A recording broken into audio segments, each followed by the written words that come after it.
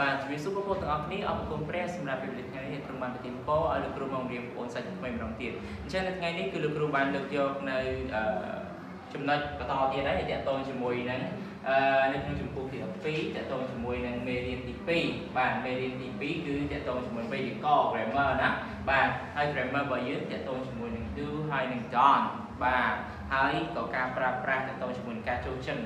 នឹងគឺ like ហើយនឹង don't like ដូចគ្នាដែរណាអញ្ចឹងបើសិនជាបងប្អូនទាំងអស់គ្នាបាទចូលចិត្តការ៉េមបាទតើយើងគួរតែនិយាយភាសាអង់គ្លេសបែបណាទៅការចូលចិត្តការ៉េមបាទហើយបើយើងចង់សួរគេថាតើអ្នកចូលចិត្តការ៉េមអត់បាទតើយើងត្រូវប្រើប្រាស់សំណួរបែបណាដើម្បីឲ្យយើងដឹងថាតើគេចូលចិត្តឬក៏មិនចូលចិត្តជាភាសាអង់គ្លេសណាបាទដោយសារខ្មែររបស់យើងអាចចេះប្រើប្រាស់ហើយតែទៅពេលភាសាអង់គ្លេសយើងអត់ទាន់បានចេះទេអញ្ចឹងឧទាហរណ៍ថាតើសួរគេថាតើតងជាមួយនឹងគេចូលចិត្តទៅដល់គោជូអត់បាទឬក៏គេមិនចូលចិត្តទេអីការប្រើប្រាស់ការឆ្លើយវិញហ្នឹងបែបណាយើងអត់បានដឹងទេណាបាទអញ្ចឹងថ្ងៃនេះលោកគ្រូនឹងនាំបងប្អូនទាំងអស់គ្នាមកសិក្សានៅមេរៀននេះជាមួយលោកគ្រូទាំងអស់គ្នាណាដែលលោកគ្រូបានលើកយកឧទាហរណ៍បាទឧទាហរណ៍របស់យើងគឺចំនួន3ទាក់ទងជាមួយនឹងការប្រើប្រាស់មានការប្រើប្រាស់ទាំងអស់នេះបាទ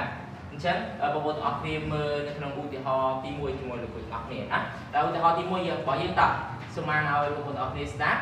Do you like yogurt Do you like yogurt បាទអញ្ចឹងយើងប្រើប្រាស់ថា do ណា Do you like yogurt អញ្ចឹងយើងបញ្ចប់ដោយសញ្ញាសួរព្រោះដោយសារតែរបស់នេះគឺជារបស់សំណួរប្រយោគនេះជាប្រយោគសំណួរណាបាទតោះឥឡូវលោកគ្រូសូមបានបកប្រែឲ្យបងប្អូនទាំងអស់គ្នា Do you like yogurt តើអ្នកចូលចិត្តទៅដល់គោជូដែរទេបាទអញ្ចឹងគេសួរថាតើយើងចូលចិត្តតើអ្នកណាតើអ្នកចូលចិត្តទៅដល់គោជូទេបាទអញ្ចឹងពេលដែលយើងចូលចិត្តយើងឆ្លើយថា Yes I do បាទបើគេប្រើ do សួរយើងឆ្លើយវិញថា Yes I do Yes I do មានន័យថាខ្ញុំបាទខ្ញុំចូលចិត្តបាទយល់ទេអ្នកគ្នាបាទតោះអរគុណអញ្ចឹងយើងចូលទៅដល់វីដេអូទី2 Do you like carrots Do you like carrots បាទនេះសួរយើងថាតើអ្នកចូលចិត្តការ៉ុតដែរទេឬក៏តើអ្នកចូលចិត្តការ៉ុតទេបាទអញ្ចឹងនៅពេលដែលបងប្អូនទាំងអស់គ្នាឆ្លើយអូយើងអត់ចូលចិត្តទេអញ្ចឹងយើងត្រូវតែឆ្លើយថា No I don't No I don't បាទអញ្ចឹងយើងមើលពាក្យថា I don't នេះស្មើនឹងពាក្យថា I do not បាទអញ្ចឹងដូចគ្នា don't ហើយនឹង do not នេះវាដូចគ្នា don't ហើយនឹង do not ដូចគ្នាវាស្មើគ្នាណាបាទអញ្ចឹងយើងអាចប្រើប្រាស់ do not ក៏បានយើងអាចប្រើប្រាស់រងកាត់ don't នេះក៏បានណាអញ្ចឹងលោកគ្រូសូមប្រើប្រាស់ don't នេះ No I don't បាទទេខ្ញុំមិនចូលចិត្តទេបាទតោះឥឡូវចូលទៅប្រយោគទី3ប្រយោគសំណួរទី3 What do you like What do you like បាទយើងនៅតែប្រើប្រាស់ do ដូចគ្នាដែរបាទប៉ុន្តែយើងមានថា what ទៅក្រោយទៀតណាគឺថាតើអ្នកចូលចិត្តអ្វីបាទតើអ្នកចូលចិត្តអ្វីអញ្ចឹងគេអត់ដឹងថាយើងចូលចិត្តអីទេណាតទៅពេលយើងឆ្លើយអ្វីដែលយើងចូលចិត្តណា What do you like តើអ្នកចូលចិត្តអ្វីអញ្ចឹងពេលដែលយើងឆ្លើយទាំងអស់គ្នាយើងឆ្លើយថាម៉េចយើងឆ្លើយថា I like yogurt បាទអញ្ចឹងបងប្អូនចូលចិត្ត apple ចូលចិត្ត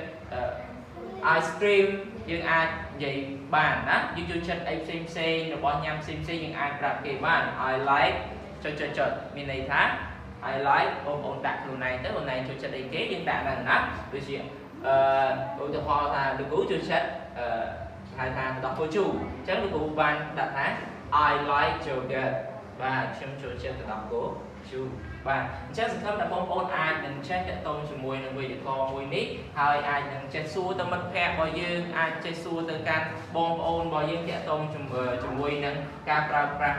do ហើយនឹង don't ដូចគ្នាដែរណាបាទការឆ្លើយហើយនឹងការសួរដូចគ្នាដែរអញ្ចឹងអាចសួរអំពីការចូលចិត្តរបស់គាត់ណាតើគាត់ចូលចិត្តអីតើគាត់អត់ចូលចិត្តអីយើងអាចសួរពួកគាត់បានណាបាទអញ្ចឹងលោកគ្រូមានមេរៀនខ្លីតែប៉ុណ្ណឹងសង្ឃឹមថាបងប្អូនអាចតន់នៅក្នុងវេយ្យាករណ៍មួយនេះហើយអាចចេះសួរទៅកាន់មិត្តភក្តិបងប្អូនរបស់បងប្អូនទាំងអស់គ្នានៅផ្ទះដែរចេះឆ្លើយណានៅក្នុងសំណួរទាំង3នឹងដូចគ្នាដែរអញ្ចឹងជាចុងក្រោយលោកគ្រូសូមអរគុណសូមព្រះប្រទានពរ